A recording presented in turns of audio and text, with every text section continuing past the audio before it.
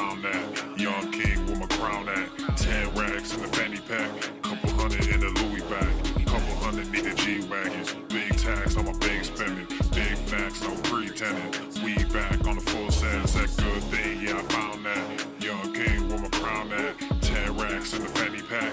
Couple hundred in the Louis bag. Couple hundred need the G-Wagons. Big tax on my big spending. Big facts, no pretending. We back on the full sales. Crazy flow, need a straight jacket. Cash flow, I'm a bank addict. 6 subs, had the bass smacking. 808s, had the place clapping. 3 girls is enough for me, so I pull out like the stock crashing. Like an IPO, trying to purchase me. This a private sector, so you can't have it. Faking all that boom bapping. Who you think you is, boy? 90s want they sound back, so I give. Alright, everyone, welcome to episode 1045. Q&Anus. What's up, Eric? What's up, Sean? What's up, Rebecca? Que paso? Que paso? What's up, fam? What's the good horror herd? Welcome, welcome. Come on in. Come on in.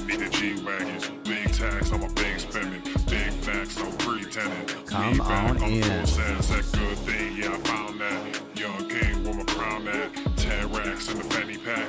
Couple hundred in the Louis bag. Couple hundred need the G-Wagons. Big tax on my big spending. Big facts, no pretending. We back on the full sales. Yeah, hey, look what I got. New whip with no top. Cooking up no stove top. Ice cold, no snow drop. Big budget ass, big facts. Big money in the contract. Been running no contact. New record with the new tracks. Yeah, they been sending me new plaques. I don't really need new plaques. Nah, big rock with the suplex. Yeah, new rock got a new flex. Yeah, I'm current, I'm a new trend. Now boys with the full scent. Yeah, like I said, no new friends. We don't really need new friends. Good thing, yeah, I found that. Young king with my crown at. 10 racks in the fanny pack. Couple hundred in the Louis bag. Couple hundred need the G-Wagons. Big tax on my big spending. Big facts, no pretending. We back on the full sales. That good thing, yeah, I found that. Young king with my crown at. 10 racks in the fanny pack. Couple hundred in the Louis bag. Couple hundred need the G-Wagons. Big tax on my big spending. Big facts, no pretending. We back on the full sales. Listening while driving, gaining. Ah, you're driving while gaining. I know how that goes. I know how that goes. Just ready to do some yoga. Nice, Sean. Like it. Hip Solga. Fantastic. Jeremy, Shannon, Brian, Kim, Matt, Jennifer, Tanya, what up? What? Joni, holla. Couple hundred need the G-Wagons. Big tax on my big spending. Big facts, no pretending. We back on the full sales. That good thing, yeah, I found that. Young king with my crown at. 10 racks in the fanny pack. Couple hundred in the Louis bag. Couple hundred need the G-Wagons. Big tax on my big spending. Big facts, no pretending. We back on the full sales. Crazy flow, need a straight jacket. Cash flow, I'm a bank addict. 6 subs, had the bass smacking. 808s, had the place clapping. 3 girls is enough for me, so I pull out like the stock crashing. Like an IPO, trying to purchase me. This a private sector, so you can't have it. Faking all that boom bapping. Who you think you is, boy? 90s want they sound back, so I give rap all these fake rappers as I take matters in my own hands. I don't need rapping, I don't need Zans. I don't need help, I'm a grown man. Now they king left and they so mad, it's like good thing, yeah, I found that. Young king with my crown at. 10 racks in the fanny pack.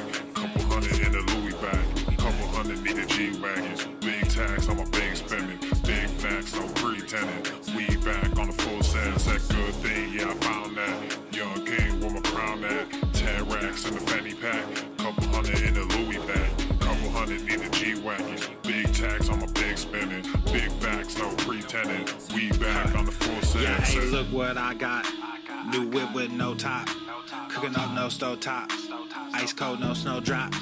Big budget ass, big facts. All right, we're about to get started. Welcome, everyone. Sunday Funday Q&Anus. So we're going to take a bunch of questions. I think what we're going to be getting is a lot of live questions too. So if you have questions live, make sure you ask them. I'm going to try to get to as many as I can today. Yeah, like I said, no new friends. We don't really need new friends. Good thing, yeah, I found that.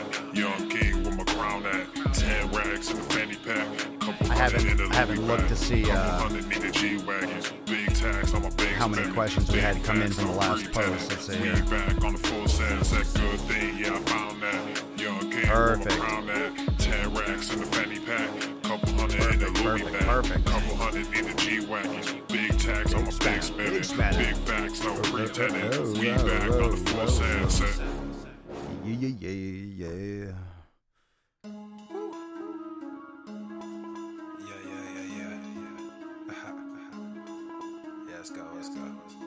All right, here we go. Let's get this party started. Pop a fucking Swole. Good thing, yeah, I found that. Oh, thank you, Kim. I appreciate it. Thank you for the support. Daily Swole Club peeps. What up? All right, here we go, fam. Let's get this episode on the way. Oh, didn't go? Okay. Didn't want to play? Nope. What's up with this? This is great. You see that? What's wrong? Uh-oh. Oh no. Oh no, it's dark. Oh no, it's dark. It's scary. Yeah. What's with the intro?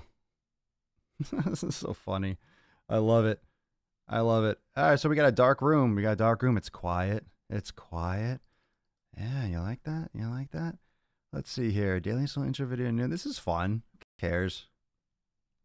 I want to see what the problem is. I think you can all still hear me. So if it's a black screen, just stay with me. No worries. Happens all the time. I swear. This has never happened before. I swear it's the first time. I swear.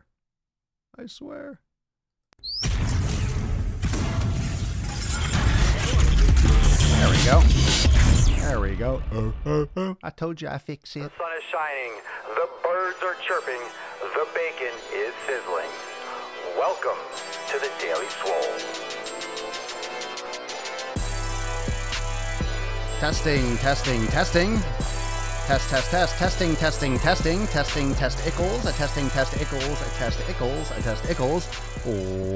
Welcome everyone to episode 1045 of the Daily Mother Swole, the most muscular swolecast, beercast, broadcast, gaincast, mancast, pimpcast, sleevescast, and slaycast in the realm, because when I flex, you flex, we all flex our biceps. What is up, beaches? I know you like that dark screen. Look, that's the fucking shit with technology. Sometimes things go weird and it just gets dark for a while, but no judgment-free zone. It happens, but I saved the day. I saved it, so we're good. We're in the clear. Welcome everyone to episode 1045. Thanks for joining me live on Instagram, Facebook, YouTube, Periscope, and Twitch. Welcome to the game train. Let's pinch our nips to get it started. This is the Sunday Funday Q&Anus. This is the Q&Anus. We do this every single Sunday, and this is fielding questions from the Daily Swole Club members. This is fielding questions from the comments section underneath the post that I posted on Facebook and Instagram this past Friday night. I believe I did on Friday night. Anyway,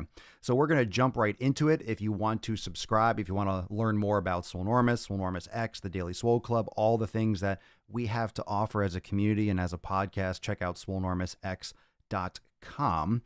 And let's just jump right into the first question from a Daily Swole Club member.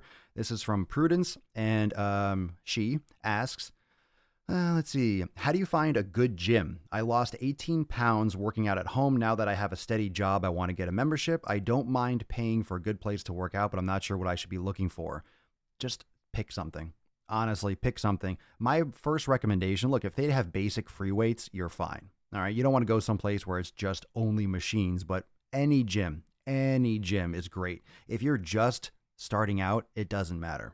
Honestly, I mean, everyone else can chime in if you have your own personal opinion, but what you should be looking for, I would say you're looking for something that you can get to consistently 5, 6, 7 days a week if you needed to. I'm not saying you're going to go to the gym 7 days a week, but you want something convenient. If it needs to be by your work, that's fine. If it's closer to your house, even better. Like, pick something that is very, very, that you're able to be consistent with. If you need something where, okay, I need to go to a gym near my work and I need to shower before I go to work, you might need a gym, obviously, that has a shower. So it might have to have like a basic locker room or something like that. So that's what's important. You want to be consistent. And if you're just starting off, you don't need to worry about all the details. You just need something that has equipment for you to use. And free weights is something that most gyms will have nowadays. So That's a good question, but it's a very easy question to answer. Just pick one, and pick one that you can get to regularly and be consistent with. All right, from KR, Daily Swole Club member. What is the difference in benefits between the vacuum, the one that activates the transverse abdominis, but you can still breathe, and the yoga pose Noli, the one in which you do weird movements with the stomach? Well, I don't really know much about the weird Noli ones, the weird movements. Is that like the stomach rippling? I don't really know much about that. But in terms of, I'll change the question so it's more applicable to the audience, because I don't have a specific answer for that one. But the vacuum pose, the one where you're sucking in your stomach, that is literally, it feels like you're sucking in, but what you're really doing as a human being, you're contracting the transverse abdominis muscle. So for us, it doesn't feel like a contraction. It feels like, oh, I'm sucking my stomach in. That is what you feel like you're doing. That's what your brain neuromuscularly is triggering the transverse abdominis to do. But when you suck in your stomach, it's contracting the transverse abdominis and it's tightening that natural belt around your waist. So the transverse abdominis is a muscle that attaches to the lower lumbar spine in that region and wraps around the front and increases pressure and compresses the visceral organs and supports the spine. So when you suck in your stomach and you do a vacuum pose, there's two different ways that you can really, tighten up your core musculature. You can draw in, which is sucking in. It's called the draw-in maneuver, or there's bracing. So there's drawing in versus bracing, and bracing means you're just squeezing, like you're contracting your abs and you're squeezing hard, like you're doing a crunch. So in more often than not, for a lot of these movements like yoga and stabilization moves, you want to draw in, but in some cases, like for example, doing squats and doing like heavy deadlifts, you want to do more of a bracing maneuver because it creates a lot more strength, a lot more intra-abdominal pressure that's going to support the organs and support the lower back more. So that's some cool concept. That's a cool conversation to have, and that's very functional. That's very functional in terms of understanding your body and understanding kinesiology and how your body actually works. So drawing in versus bracing, and you can Google that too if you want to learn more about that. But the transverse abdominis is a wonderful muscle, and this is the type of muscle that when it's strong, when it's activated, it flattens out the stomach more. So you'll have more of a flat stomach when you're relaxed, rather than, hey, I lift and I work out, but my stomach hangs out, or I have a bigger gut. That's why yoga helps a lot. That's why core activation helps a lot if you do it properly. When you have a more activated and stronger transverse abdominis, it'll give you more of a flatter look. It has nothing to do with like the six-pack on the outside. That's the superficial fat, but it'll flatten out your stomach. You'll have a flatter midsection while you're relaxed. You don't have to walk around sucking your stomach as much because that muscle is more activated. All right. Next one is from Daily Swole Club member Dakota Bowers. I know bodybuilders at the pro level do anabolic steroids he's referring to, and stuff to get super big, but do strongmen like Thor and Brian Shaw also do them for that sort of strength? So I'm not going to speak for them, but I mean, there's a 99.9% probability that all strongmen that perform at a high level take anabolics. Absolutely. So I would be absolutely floored, shocked if any of those guys tested natural. There's no testing for strongmen. They've been taking everything from fucking horse tranquilizers pretty much for decades, right? Like Bill Kazmaier, like they were taking everything back in the day. So strongman is no different than pro bodybuilding in terms of like, take whatever the fuck you want. It's just like, what can a human body do? So I'm sure, I mean, I don't know, but I'm sure there's probably some kind of like natural strongman like division or organization out there that does testing, but no, you can fucking take whatever you want. And I'm sure, even though, of course, Thor, like, and those guys are just massive people naturally, like you can't take anabolics and be like fucking 6'8". You're naturally a big person. You're just a big frame, just a big fucking dude. But yeah, they train their asses off, and I would be absolutely shocked if they weren't taking many, many, many different types of compounds, not only to stay healthy, but to perform highly. So no doubt, for sure. In my opinion, of course, I don't have their fucking blood work and I don't track them, but I think everyone here watching would be shocked if they were like, oh yeah, I'm natural. They don't claim natural. They're not fucking natural. Get out of here. Get out of here. Good question, though. Good question. But yeah. Let's see here. Okay, so let's get right into it. Let me go. I did this last time. I want to go on Facebook first. So if you have questions, make sure you drop it here. Let's see what we got here. I'm so lucky my gym is a 3-minute drive from home in 24 hours. That's nice. That's nice. Let's see. Derek Peterson on Facebook. What are your thoughts on weight loss surgery? What kind of weight loss surgery? I don't like it. I think that's a way to, I'm very strongly against any kind of weight loss surgery. It depends on what type you mean. I don't support that. Really, there might be some extreme cases where it might be a last resort, but that doesn't guarantee that someone loses weight. Like lap bands, stuff like that. People break through those things and overeat and gain the weight right back. It doesn't teach you any good habits. It doesn't teach you the right habits. It doesn't teach you how to, it doesn't really give you the responsibility. It kind of passes it off into a surgeon. And it's like, oh, it's not my fault. I need surgery. I don't know. That's a very slippery slope, but I'm not a fan. More often than not, I would say I'm against it. Okay. But there's always those situations where it would be more appropriate for others, in some instances than not. Let's take one from Instagram while we're getting started. Here, let's take a live one. Let's see. Yoga and Q&Anus can't be that. The Q&Anus. We got some good brown today. Nipples have been pinched. Cool. What's up, Lord Swoldemort? What up? Okay, so no real questions on Instagram, but if you have them, you can start dropping them. What are the best workouts for an endomorph body types for long-term results? Get off. There's no ectomorph. There's no endomorph. That's been debunked so many times. Don't lean on that. You're not an endomorph. You're not fat by accident. It's either because of your parents. It's because of what you've been eating in your entire life, extra caloric intake, inflammatory foods. The best workouts are the ones that everyone should be doing. You should be doing yoga. You should be meditating. You should be eating the right foods. You should go through a strict elimination to figure out what your sensitivities are. And you should be doing weight training, standard weight training. So yeah, it doesn't change. It doesn't matter. That's my personal take on it. But it's not like you're a magical human being and you need something completely different. No, you need to move.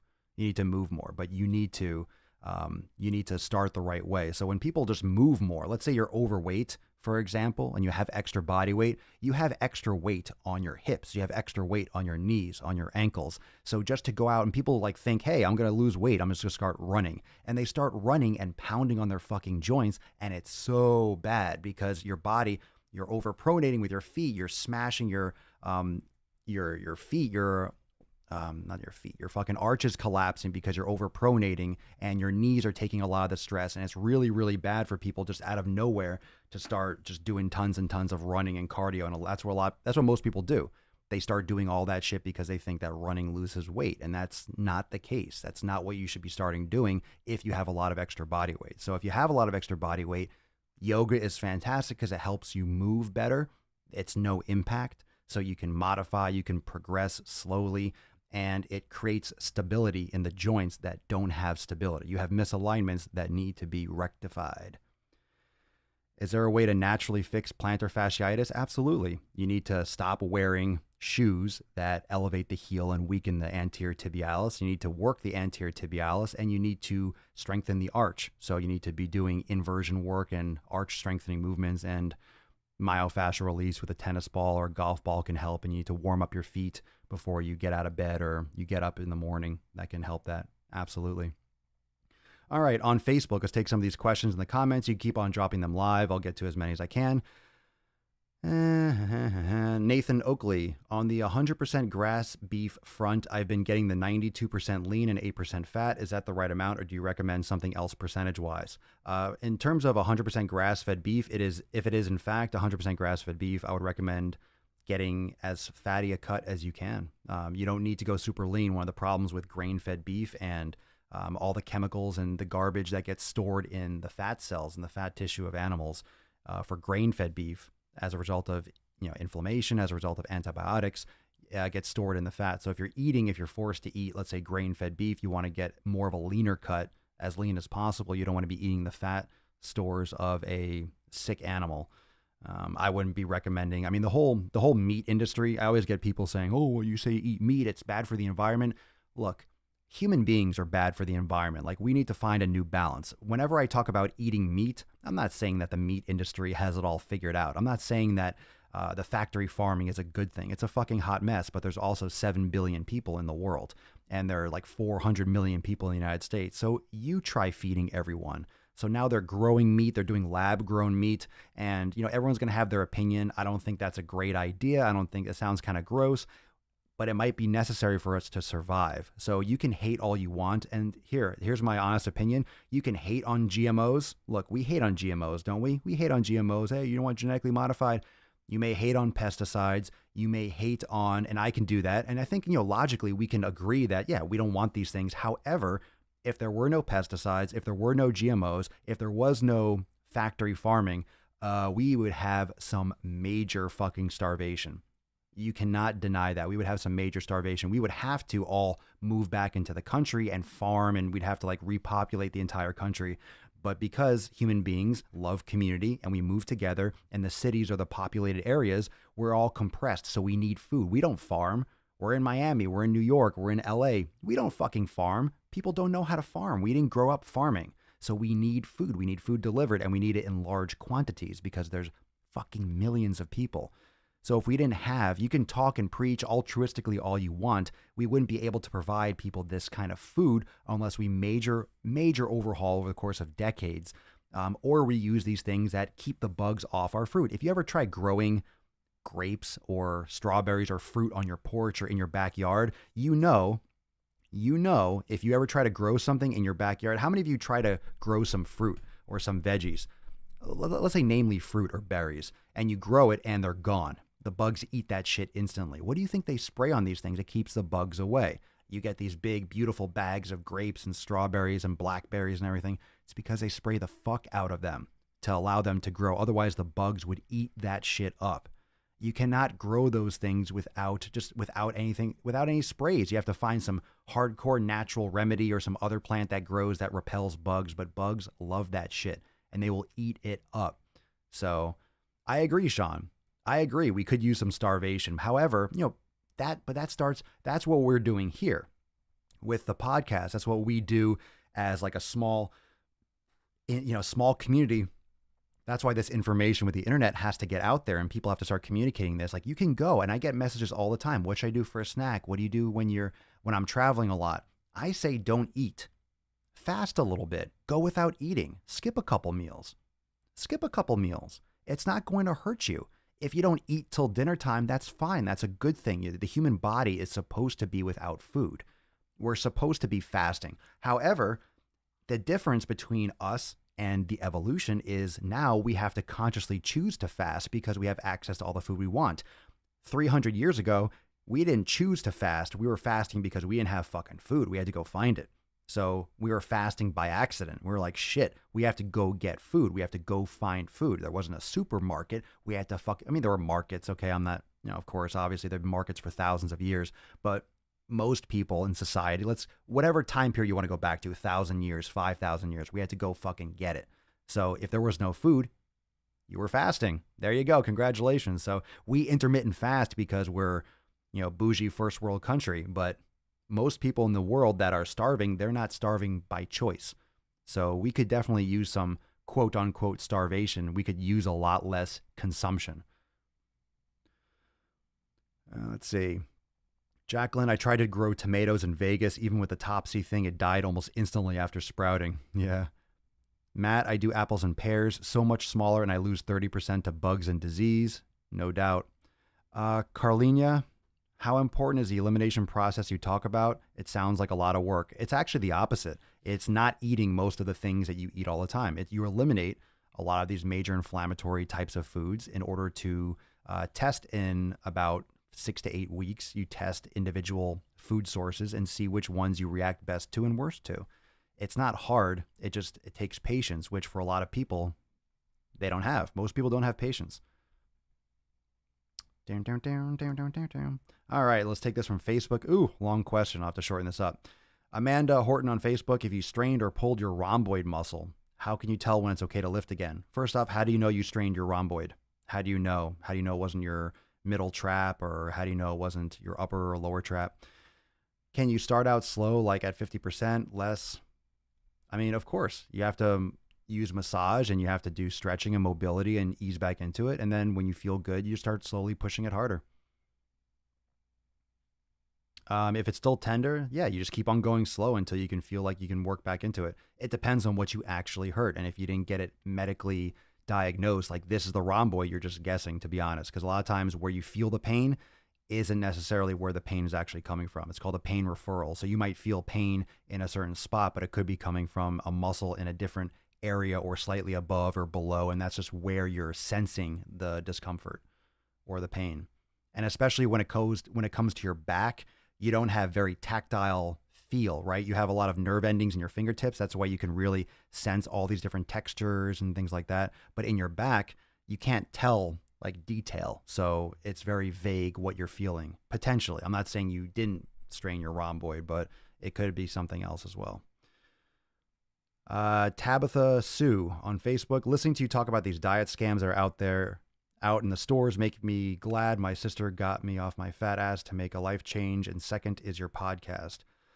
So my question is, what are your feelings on Dr. Oz now they got the drink out melts away body fat? I don't follow Dr. Oz. I think a lot of stuff that he's put out there probably is a load of crap, but I don't know. I don't follow all his details. I mean, I've seen things through the grapevine. I don't watch his show. I don't follow his shit, but you know, there's been some stuff that I see. I'm like, like I don't watch daytime TV and I don't really track him. But when you do like daytime TV, when you have to have an episode every fucking day, you just have people on, you talk about things, but you know, who knows where he's coming from or what he's doing. I mean, would you really care if you have like that big of a show? I don't know. Who knows? There's so many moving parts. Look, there are so many moving parts with what I do, and I'm one person fucking, you know, doing like a podcast. I can't imagine when you have like a massive production at his level or whatever he does, how many people are behind the scenes, how many people are pulling strings or, you know, supporting or running ads. Like he might do a talk on something and he's getting paid. Like I'm sure he's getting paid to have some of these concepts on, like people apply to be on Dr. Oz or something like that, right? Like, I don't know. I don't really know how his thing works, but I wouldn't be surprised if someone says, oh, we want our product on Dr. Oz, you know, and they pay the show to be on it. And then he interviews them and it seems like organic, like, oh, he's bringing them on. We have this new diet thing, blah, blah, blah. I would just assume that's how it works, or there's some aspect of that. I don't know the details, but I don't think anything like it's just it's more of that fucking shit. And that's where I get into, like in my Driving While Gainings on YouTube, where I'm ranting in the car. There's so much of these little gimmicks and scams and things that people promote once they get in shape. They get in shape, they have a great body. It's like, cool. It's like me, all right? I've lifted for years and I've put the work in the gym, and now I come out with this brand new gear. I'm like, now I have this. In just minutes a day, you can get in shape. You can build this leaner, stronger, faster with the Papa Swole curl bar. And he shows me like, nah, come on, 2 more. You know, it's like, okay, well, I didn't get big using the Papa Swole curl bar, but then I create a Papa Swole curl bar. Doesn't mean it doesn't work, but there's no transparency, and people don't realize, well, this person got big by putting in the work, not by using the product that they're selling.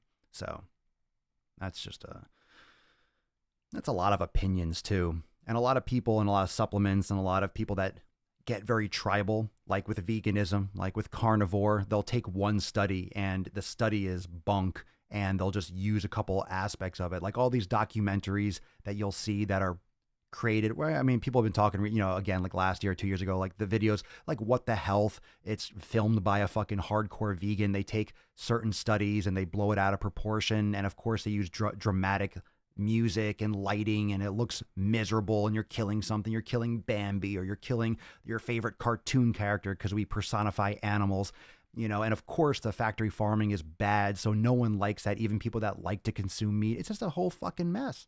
It's a whole mess. But when you play on people's emotions, you can get your ideology across, and of course it's going to twist people. And you know, it's very biased. Everything comes down to human bias. Everything does. Even what I talk about, it's biased. It's my fucking opinion. I'm saying it. So it's biased by my experiences and what I believe in. And, you know, even things that I try to be neutral on, of course there's a bias. And I change too. And I'm sure a lot of you change. How many of you are a different person than you were last year? How many of you are a different person than you were last year? And that person was different than the person 2 years ago and 3 years ago. I have changed my beliefs and my approach to things from just fucking 6 months ago, even a year ago, 2 years ago, with my nutrition that I've buckled down on, that I've changed things, my content creation, everything changes all the time. And you could be the same person at your core, or certain things stay the same, but you as a person grow. If you're not changing like every year, then you're not doing something right. You need to be growing as a person. So anyone that's the same all the time, they're not putting in work for themselves. So the fact that people can't change or can't change their opinion or can't change what they think or what they believe, it's ridiculous. You can change whatever the fuck you want. It's your life. You do what you want. And just be you and be authentically you and, let people talk. Who gives a shit? Ashley Rudisil on Facebook. Hey, Papa Swole, if you aren't sore the day after lifting, does that mean you should add more weight or that you didn't go hard or long enough? I feel like you should always be at least a little sore the next day. It's not an accurate measurement of whether or not you had a good workout. You don't have to be sore to have gotten a good workout. Soreness is just your body's response, and it's kind of like your body's way of letting you know that you have micro trauma. And just because you don't have soreness does not mean that you didn't do a sufficient amount of volume to stimulate growth. Remember, you're not getting growth in one workout. It's accumulation and progressive over time. So if you can handle more weight, you should be going up in weight regardless of how sore you are. But you should not be using soreness as a measurement because that's a good way to overtrain. If you're always getting sore after a workout, it's a great way to overdo it. So in my opinion, you should not be sore after every single workout. It could mean that you're progressively overloading too often and that you're at a higher risk of under-recovering. Javier Capistrano, doing yoga and mobility 5 days a week, mixed, but I don't do foam rolling. Do I miss something by not doing it? Yeah, it's different. You'll benefit. You're definitely missing something. It'll benefit you by doing foam rolling. I would recommend doing foam rolling before your yoga or before your mobility. The thing with foam rolling is it's different. It creates this localized inhibitory effect in the muscle tissue. So it creates this inhibition intramuscularly, and you can then get more mobility out of that muscle as a result of doing some myofascial release, which is another name for foam rolling. So you can, it'll help your yoga. It'll get you into some deeper movements with yoga quicker. So it's a great thing to do before you do any kind of mobility. And it's also great after a workout. So I prefer not to stretch right after I train because you create a lot of internal tension. And right after a workout, if I'm going to do anything, rather than try to lengthen a muscle that's tight and balled up, for example, or a lot of tension in it, do some foam rolling or do some massage right after your workout and then stretch later on, do some yoga later on after the tension has dissipated some more, because the foam rolling will actually decrease the tension and inhibit the muscles after a workout and allow you to lengthen it more effectively later. Good questions there. Let's go to Instagram. Let's see some live questions we got here. Best way to get over a shoulder injury: letting it repair, letting it recover, and fixing the problem. Why did you get injured in your shoulders? If you have a shoulder injury, a lot of times it could be a sudden movement. It could be something that just happened in one time, like an acute action, like you tripped and fell and you put your arms out and boom, something popped. But a lot of times you'll have an injury as a result of having a chronic imbalance before that. So sometimes when you go to reach for something, boom, and you hurt your shoulders, like, oh, pop, you think that movement hurt your shoulder, whereas that's correct. That's the straw that broke the camel's back. But why did that happen to begin with? Because you were internally rotated, because you were protracted. What was the reason why your shoulder was jeopardized or at risk for that movement to begin with?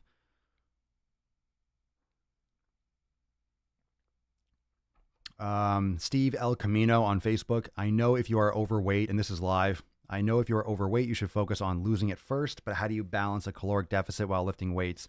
Lifting makes me hungry 24/7. Well, it's good to be hungry. You should be hungry. And if you're trying to lose weight, you should be a little bit hungry. That means you're in a caloric deficit. You should be, if you're overweight, you have extra energy on your body. So you should be in a slight caloric deficit, get in sufficient protein and healthy fats and lift weights. You'll be fine. You shouldn't be lifting, you don't lose weight first and then build muscle. I want to lose the fat and then I'm going to build. No, you should be lifting weights in a slight caloric deficit. Most people over exaggerate the caloric deficit and the body goes into a stress response by, releasing tons of, cortisol levels and stuff will skyrocket, because if you're in a starvation mode, you're putting your body at risk and it's not healthy. So your body will resist losing extra weight, and the hormone shift in your body will create more harm than good. So it's important, if you're trying to lose, you only need like a couple 100 to 500 calories deficit. And if you're exercising, you're using extra energy, so you don't, you can eat. You can eat. That's it. You can eat. Don't be afraid to eat. Most people that are trying to lose weight are afraid to eat food, whereas you're actually under eating, you're under recovering, and then you're hurting yourself more than you think.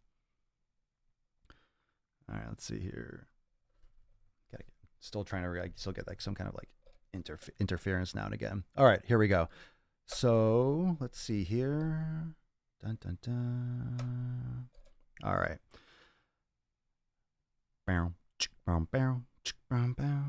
All right, so let's get into another question here live on Instagram. They'll get into some of the comments on the posts. Let's see. Let me see if I could turn up this brightness here. If you have a large amount of weight to lose, can you put yourself into a caloric deficit by changing your diet, or do you have to track your food intake? Well, I mean, what's the difference? If you track your food intake, you'll know more about what you're consuming. You can do it without counting, but then you won't know if you're 100% in a deficit. I always say it's more important to know what you're eating before you worry about how much. But once you know how much you eat, or know what foods your body reacts best to, and you have specific goals, it's very effective to know how much you're consuming. A lot of people don't care, and they can eyeball it because they don't care so much about getting massive or losing a lot of weight, but caloric intake matters. However, what you're consuming that makes up those calories matters more to start. So it's more important to focus on eliminating all these bad foods, which will help reset your hormones, which will help reset your taste buds, which will help allow your body to heal from the inside out. And then you can concern yourself more with, okay, I want to keep on losing weight. Let me start tracking my caloric intake. Let me get an idea. Have I been losing weight? Am I losing weight every week? No. Let me cut down the calories, a couple hundred this week, and then see how it goes for a couple weeks. People just don't have patience. People don't have patience. People don't have patience. You have to wait. You can't see it in a day or two. Your body weight fluctuates a few pounds up and down day to day. You cannot see it in a couple days. You have to wait a couple weeks to see how the response is. You have to absolutely have more fucking patience and take your time.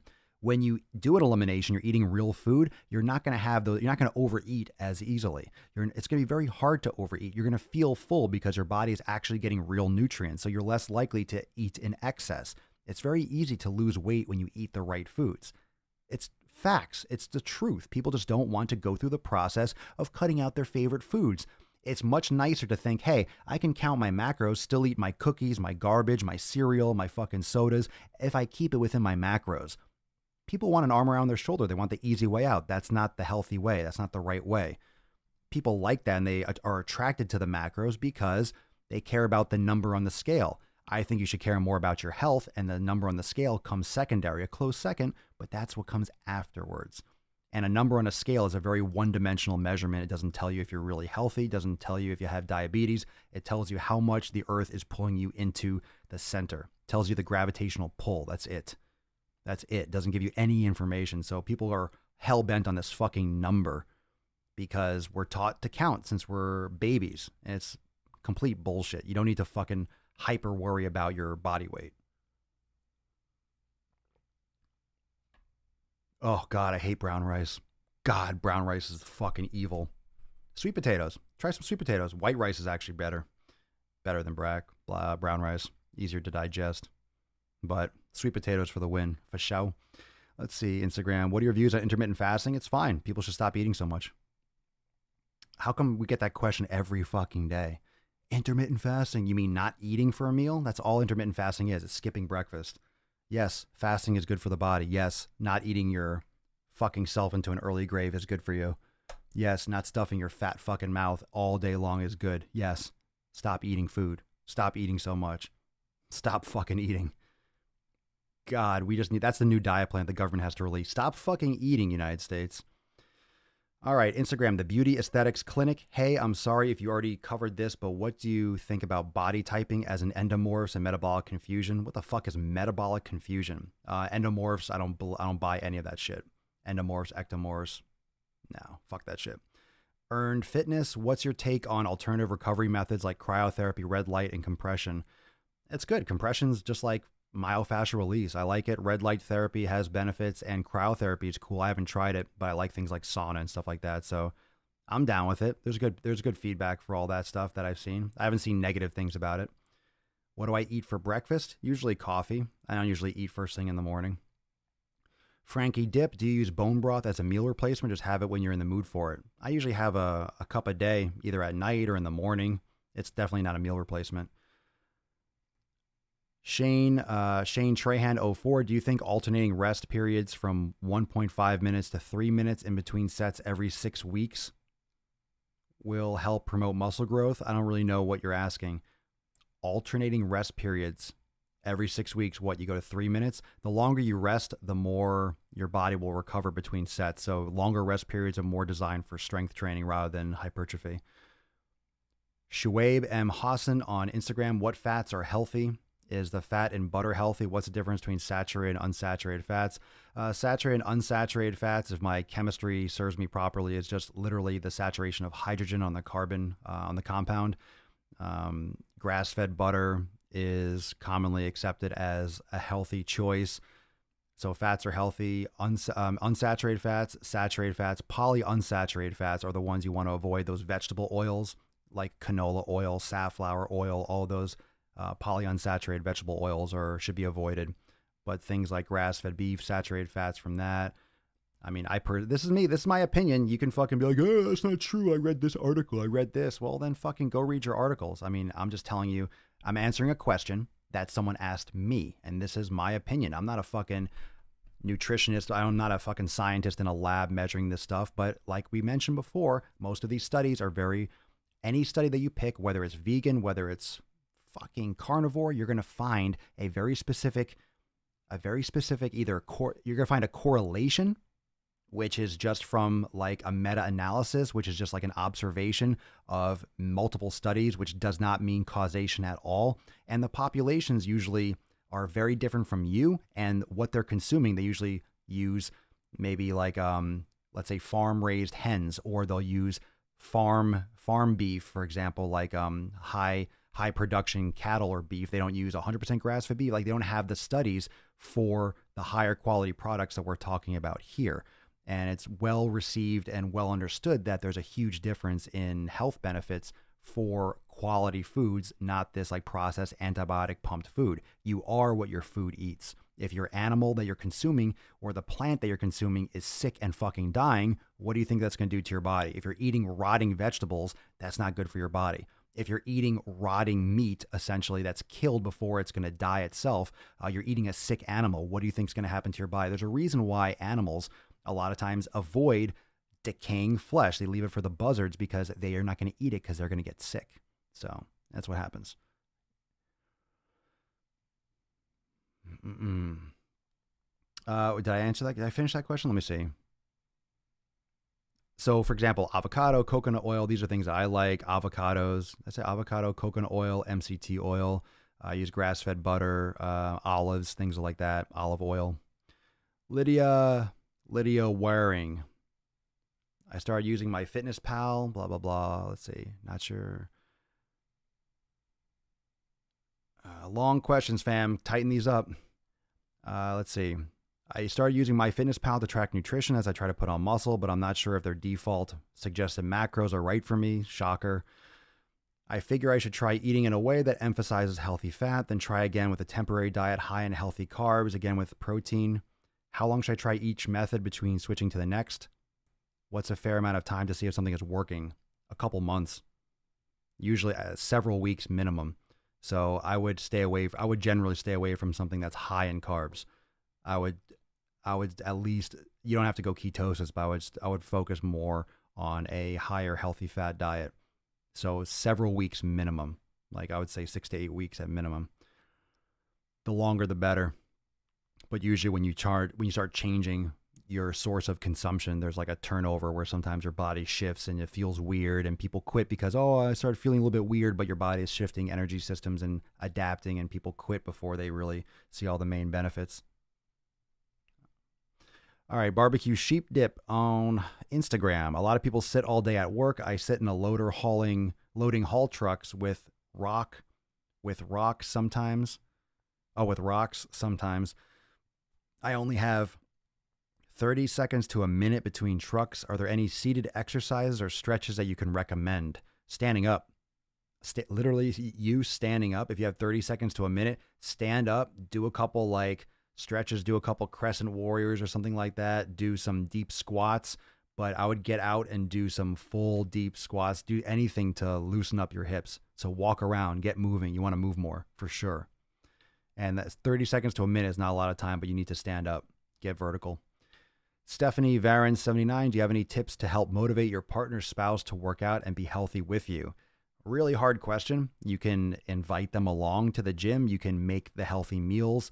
It depends on who does the shopping, but this is a common sticking point for couples, because if you're married, especially, you're going to be spending the rest of your life with this person potentially, and you want them to be healthy. You want them to have the same goals and the same mindset of taking care of their body, which I think is really important. It shows the other person that you care if you want to stay alive to be around them. If you're just killing yourself, and that doesn't seem like you really love the other person that much, right?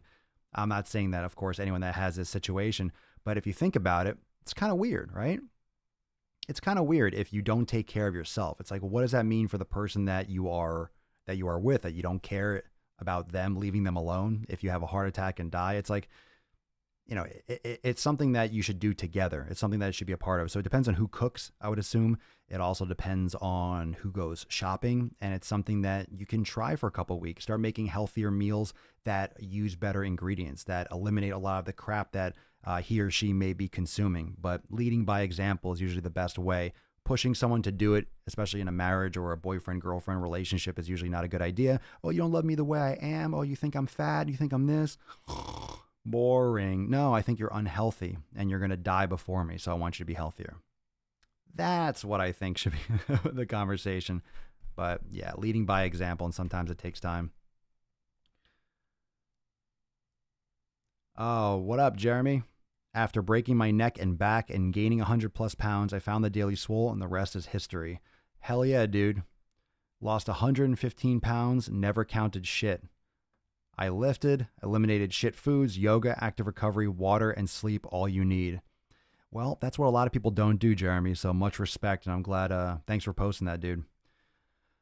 Jennifer Brown, I have a question. If you get here, my front delts are becoming more dominant than the other two. I'm not working them individually, just benching. Well, there you go. But I work middle and rear twice a week. So the question is, will they not grow even out until I start eating in surplus? No, you need to stop working your front delts and you need to balance out your posture. You're probably imbalanced. You're probably internally rotated, and your front delts are getting targeted more than your chest should be during your benching.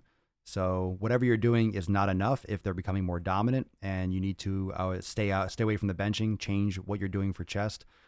As a woman, you probably shouldn't be doing that much anyway. You probably aren't doing that much. So what I've done since I started bodybuilding, just for myself, every time I do shoulders, I start with either side or rear. I never, ever, ever, ever start with anterior deltoid. I rarely train my anterior deltoid, and I don't care if they're busting out at the seams, but I create the balance, and that's why my shoulders they look balanced, because I allow my anterior deltoid to get hit plenty with stuff for my on chest day. When your husband envies your muscles, he may change. Haha, good call. That's right. Get bigger than him. Great way to get active is a Spartan race. Try one, you'll be addicted or injured. So many people get hurt doing those fucking things. The weekend warrior shit. You just go and do like 10 miles of like an obstacle course and you fuck yourself up. Yeah, well, I mean, that's enjoyment. That's an activity. I wouldn't call it like a something for your health. That's something fun to do. And just be careful if you're trying it for the first time. But if you love it and that's what you want to do, good shit. Let's see, GBC666 on Instagram. Been watching your channel since November. I'm a 17-year-old girl, and I went from 240 pounds to 195. 45 pounds down so far. Good for you. Since November. Good for you. Congratulations, GBC. Good shit. All right. Let's see. Miguel, pH or alkaline levels in the body is important to lose weight. Well, your body will always neutralize. Blood is what's blood? 7.4, I believe. Water is 7 in terms of pH. So if generally your diet should be biased a little bit towards alkaline. In my experience, you want to keep it a little bit more on the alkaline side. Things like, fruits are mostly alkaline. Things that are very acidic are, of course, things like coffee, soda, beer, processed foods, carbohydrates are often Processed carbs are often very acidic, and think about the standard American diet is a very, very acidic diet. So things like lemon, watermelon, vegetables, salads, and those types of things are more alkaline, so that'll help create more balance. Michael Guzman on Facebook Live. I'm a hard gainer, cannot seem to eat enough to gain like I want to. I know, what a terrible dilemma. What's a good way to gain when I can't possibly eat as much as I should? I want to do this as clean as possible. What does that mean? Why can't you possibly eat as much as you should? What does that mean? Do you know how much you're eating? Are you calculating? What are you actually eating? I'm always very skeptical because I was skinny when I started and I ate a shitload and I fucking ate like a goddamn moose and I gained. I wasn't naturally like a big guy and I cut down. Like, you know, no one's naturally anything. You're born as a fucking baby. You're a small human and you grow. But if you're not eating enough or you're eating the wrong foods, very rarely are people eating as much as they think they are. It's a lot of work. It's more important than the gym, and it's like going to the gym it's going to the gym for food. That's what it is. Like your meal prep and your eating is the workout. And you have to fucking have any of you tried to bulk successfully eating clean? Like eating a sweet potato when you're gagging between bites, holding your mouth because you feel like you're going to throw up. That's what it's like. That's no joke. You're eating when you feel fucking stuffed. It's gross. It's not necessarily good for the body either, but you have to eat in excess. I eat about 4,000 calories per day, but I'm very active. I can't break 160 pounds. I don't eat junk. Well, again, I don't know what you're eating, but you need to eat 5,000 calories a day. And you perhaps need to be less active. And that's just the honest truth. If you're doing, like, what do you mean very active? Are you doing tons of cardio? Like, what are you doing? You can follow up on that. And I don't know what about 4,000 calories a day means. And again, are you tracking every day? Is some days 2,000? Is some days 5? Is some days 3? It needs to be relentlessly consistent. Relentlessly consistent. And I'm not saying that you're lying. I always call people out because I always call bullshit when someone's like, I can't gain. It's like, well, because you're not doing the things you need to do to gain. So I'm always skeptical. Just naturally skeptical, but you know, always here to help too. So doesn't mean there's not an answer for it. All right, let's see. Here we go. Pal 98. Been having some long head tendonitis symptoms in my bicep tendon. Do you know which one your long head is? I'm impressed. I've looked for some yoga style poses, stretches, and came up short. If you have tendonitis, you shouldn't be fucking stretching it necessarily. There's likely some imbalance. And are you diagnosed with that? Because just saying you have tendonitis symptoms, I mean, who knows if that's exactly what it is. Where in the biceps do you have it? At the insertion, at the top? So I don't really know exactly the details, but you might want to look into more things like heat or cryo or, you know, deep massage and activation. One of the benefits of doing like myofascial release and massage is you get in there, you stimulate blood flow. You stimulate blood flow and, like, you know, white blood cells and reparative and restorative things to the area. So that's why massage, therapy, deep myofascial release, foam rolling, but using like your real tactical, you might need something more specific to get in there. Depends on where it is. So I'm not sure exactly where you're referring to. Michael, heavy lifting, but your job is physical. I do eat a minimum of 3,500 and a max of 43 before I can't possibly eat another bite without puking. There you go. See? Before you can't possibly eat another bite without puking, you probably still have to eat more.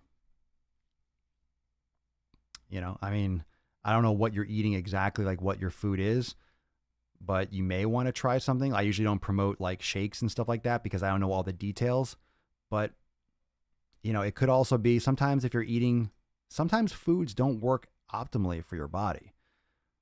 So you might be eating rice when your body would react better to sweet potatoes, or you might be eating sweet potatoes when your body might react better to something else, regular potatoes or yams, so your body will, you know, or a different potato, you know, family in there. So it doesn't necessarily mean that what you're eating is what your body is reacting optimally to. And when I was bulking up, I was eating literally on the clock every 2 hours, whether I was hungry or full. When my watch beeped, I ate my meal. And a lot of times I was just fucking gagging and drinking water to wash it down so I didn't throw up. So yeah, I've been there. And to be honest, you might just not be eating enough. And you're always going to feel like puking. I mean, when you feel full is when you have to eat more. That's how you bulk. Your body doesn't want to bulk. I'm curious at how many meals you eat too. And that's why the classic, like bodybuilding, hey, I'm bulking. That's why the classic is like, you know, eat every 2 hours, because what are you going to do? Eat once a day, 5,000 calories? No, you have to spread it out as much as you can because it's hard to eat that many calories. So people would spread out. That's where the 2 to 3 hours came from, because you need to chop it up into as little pieces as possible because it's hard to eat that fucking much.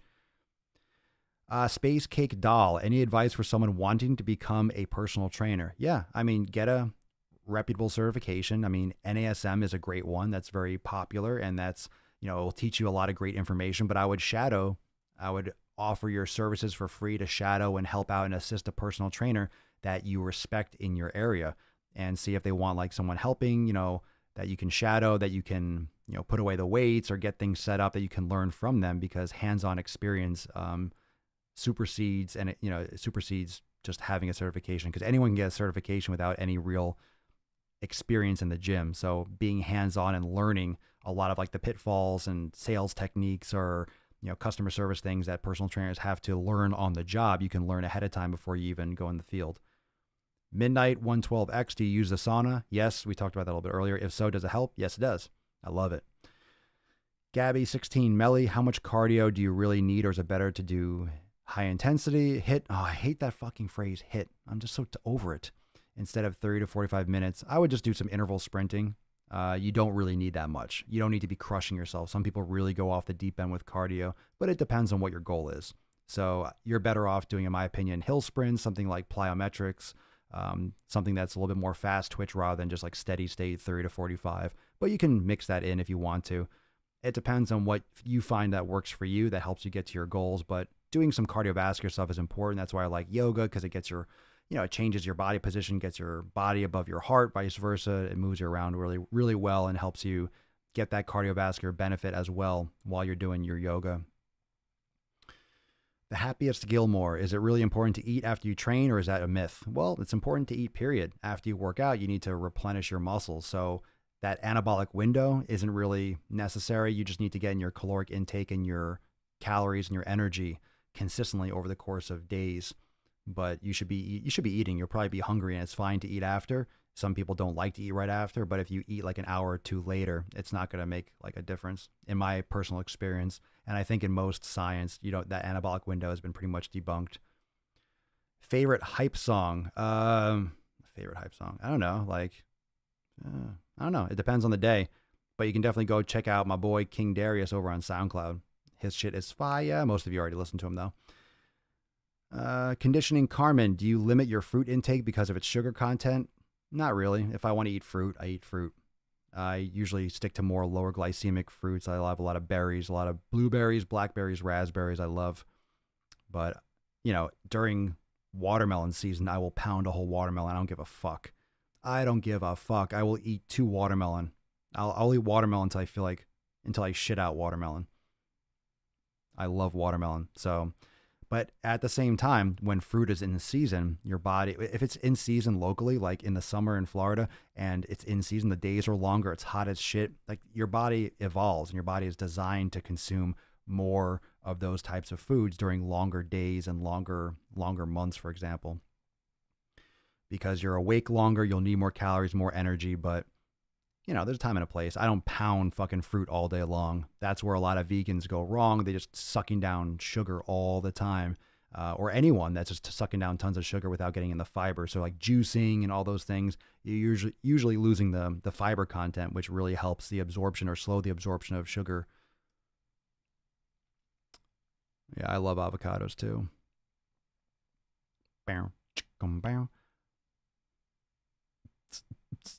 Let's see, here we go. Remedies for tendonitis. That shit hurts. Golfer's elbow. Check out Therabar.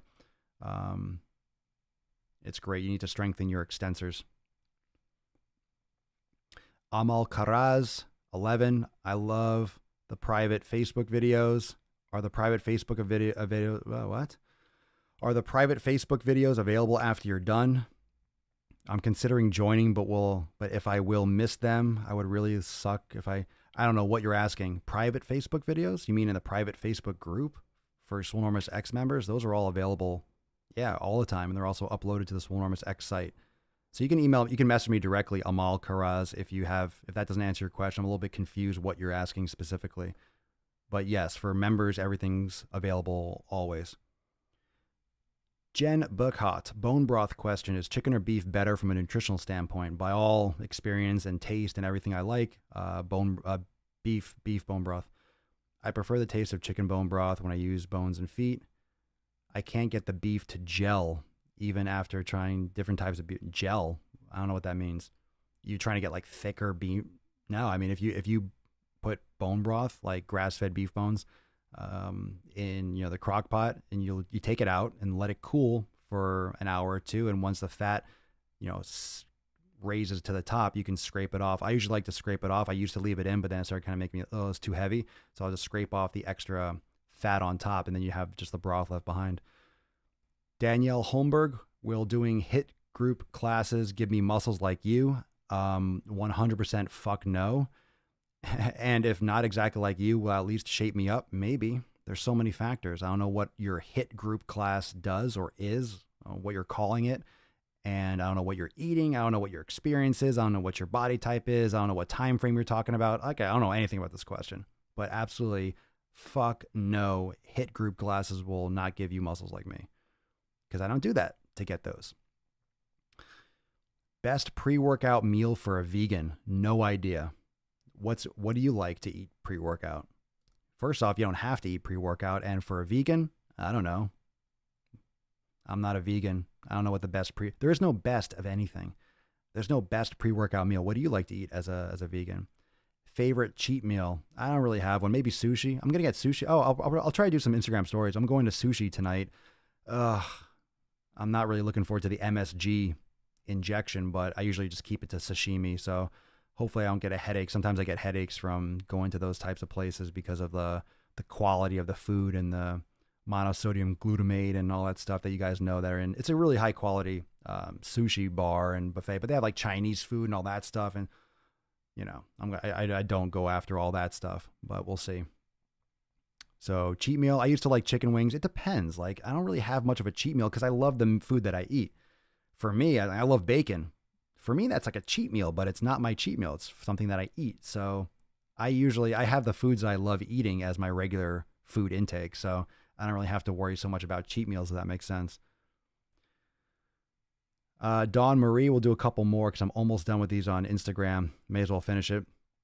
What would be your advice for someone on the path to becoming more healthy with nutrition and fitness, but still struggling with overcoming an addiction and using a medication to get off the addictive substance isn't an option? Strong community. An elimination diet is great. Eating a diet that's quality foods, high in healthy fats are great, but definitely community and community support is essential. Sean Patrick, 11, and that's my opinion, of course. Do you recommend swimming for people that hate to run? Sure. I mean, why are you running? Why are you swimming? Just for exercise purposes? Like, I don't swim. I don't do ton of running either, but sure, you can swim. There's nothing wrong with it. Astrid Mona, I know you advocate for organic, fresh, and grass-fed foods. Often these foods are more expensive. Yep, of course they are.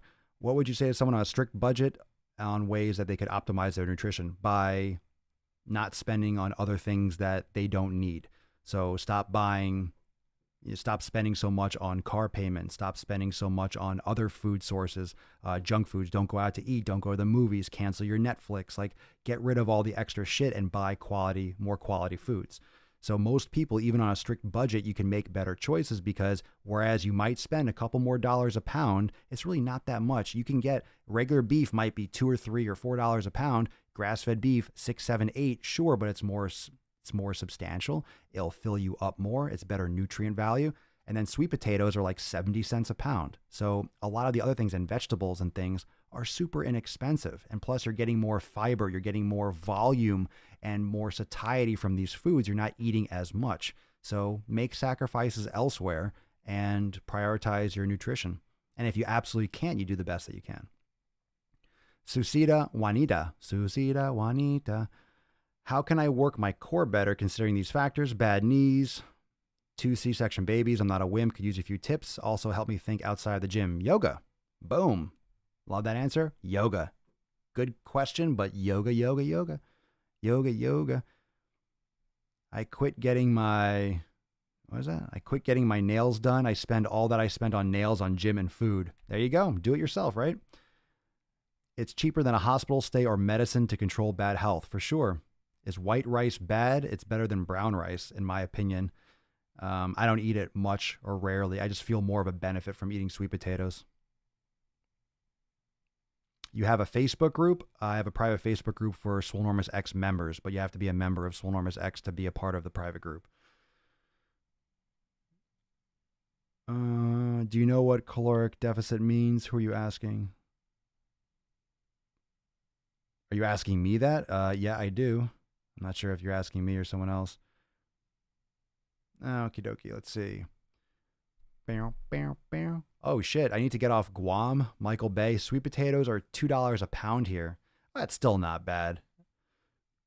I mean, sometimes they're 99 cents here, so it's not that much more. It's double, but I mean, you know, it's still, yeah, they're good shit. Good shit. Dun, dun, dun, dun, dun, dun, dun, dun. Let's see here. Any other questions? I agree, Holly. Yeah. Oh, is this from? Oh, you guys are talking about a question earlier. From Mike. Let's see. My job is. This is we're talking about the hard gaining. Michael, the hard gainer question conversation we're having earlier. My job is night shift. I can't necessarily eat every 2 hours due to my occupation. I work out when I get off around 2 a.m. Then eat a large protein, high carb, fat meal before going to sleep. See, man. Look, there you're answering your question right there.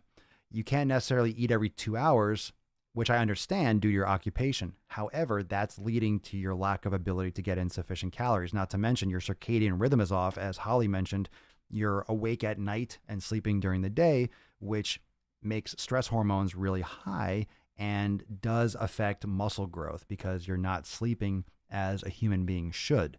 So I don't like recommending anything. Instagram's going to cut off for a second, so I'm going to restart it. So just rejoin people. Hold on. Let me just restart Instagram.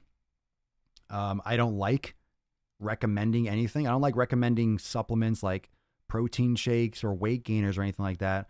Because all you're going to do is be sucking down a protein shake, which is going to be 100 calories or 200 calories. It's not going to make or break a difference. You may wish to adjust what you're consuming because there are many ways that you can get in more calories by making your food more finger friendly, right? Keeping it in your pocket, running into the bathroom and fuck it. Dude, if you have to have a little bit of a bag of some, let's say like I bring on a trip. You guys know when I travel, I've taken pictures and stuff. I've shown you, I take the grass-fed beef and I make little meatballs, little beef balls, and I put them 3-pack. I put 3 in a little tin foil and wrap it up and stuff. And, for those of you that just are joining, this is part 2 of the podcast. So, what was I saying? So I'll take 3 and put them in tin foil and I open it up and I have 3 meatballs. Like, go into the bathroom, be like, hey, I got to take a piss. You go into the bathroom and you fucking eat a little bit of food. And you do that once in a while and you take a swig of water and boom, there you go. You got 100 calories in or 150. You just need to up it. You need to up it. I used to fucking take quick breaks and eat in the car, eat in the bathroom. You do what you need to do to get it done. And if you don't have enough time to eat, that's the problem. You need to change your approach to things. Let's see. Yeah, my internal clock is definitely crapped out. I work from 2 p.m. to 2 a.m., sometimes 5 a.m., then back at work at 9 a.m. some days. Holy shit. So you're only getting 3 hours of sleep? That's why I lift in the wee hours of the morning, but have seen my bench go from 120 to 165 and my squat from 150 to 270. Lost lots of fat, but can't seem to gain more muscle mass. Still in the best shape of my life. Dude, you're doing amazing work, right? You made amazing progress.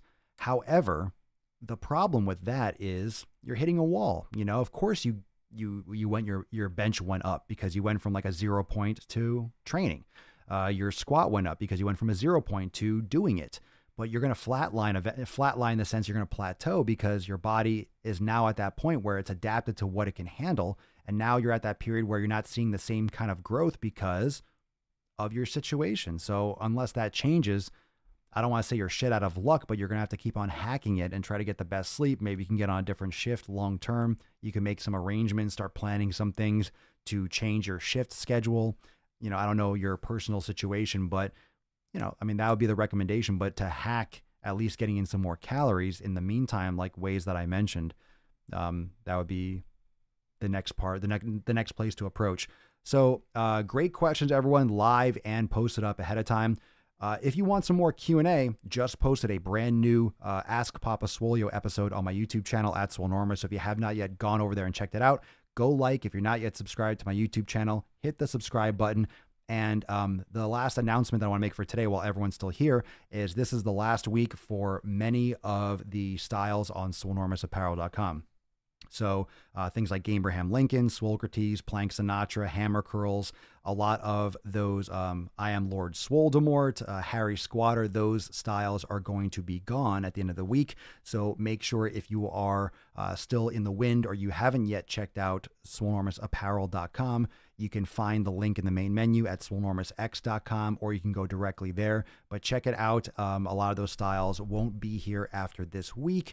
They are getting shelved. So make sure that you go check it out and get your last dibs on those styles while they're there. Any other questions, hit me up, DM me. I'll see you on Instagram and Instagram stories. I'm going to be doing some stuff later. Maybe I'll take you to the sushi bar. I'll show you what I'm eating. And hopefully I survive. Hopefully I survive. I haven't gone out and eaten like elsewhere in a long time, but a little dinner date type thing. So we'll see how I fare. I'll try to keep it as clean as possible. My poor gut. We'll see if I have a headache or shit my brains out. So cross my fingers. Cross my fingers, cross my butthole, cross my sack, cross my nuts. So we'll see how that happens or how that goes. So again, swolenormousx.com for all the details. And I'll see you all tomorrow for episode 1046 of the most muscular Swolecast, Beardcast, Broadcast, Gangcast, Mancast, Pimpcast, Sleazecast, and Slaycast in the realm. Because when I flex, you flex, we all flex our biceps. Peace, McGeese, deuce, McGoose, your boy, Papa Swolio. Ho, ho, ho, ho, ho. Out.